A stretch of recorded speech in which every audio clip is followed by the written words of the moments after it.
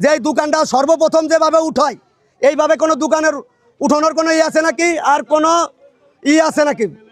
রেলের উপরে উঠাইছে, একটা রেল পাশ দিয়ে গেলে লোক বাড়ি খেয়ে মারা যাবে।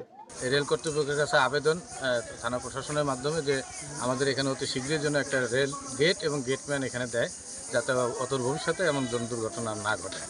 ভাই এগুলো আল্লাহর মাল আল্লাহ নিচ্ছে, এখন এটা তো কোনো নাই, এখন যেটা ক্ষতি তো হয়ে গেছে, এখন তো কিছু কি করেন নাই।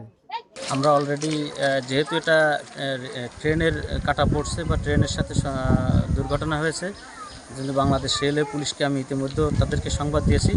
তারা এসে যে পুলিশের যে আইনগত কাজ মানে আইনগত প্রক্রিয়া সেটা তারা সম্পন্ন করবে। তারা অলরেডি রওনা দিয়েছে, কিছুক্ষণের মধ্যে চলে আসবে এই আর কি।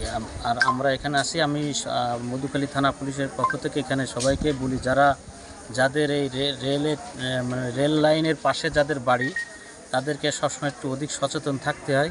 বিশেষ করে পরিবারের যারা ছোট বাচ্চা থাকে বা পরিবারের গার্ডিয়ান যারা আছে তাদের বেশি সচেতন থাকতে হবে, কারণ বাচ্চারা আসলে ট্রেন তো জানেন একটি ভারী যানবাহন, যা ইচ্ছা করলেই তাৎক্ষণিকভাবে তারা থামাতে পারে না, যার জন্য সবাইকে সচেতন থাকার আহ্বান জানাচ্ছি। 200-র বেশি সার্ভিস ও ফিচারে লেনদেনের সব বিকাশ অ্যাপে সম্ভব।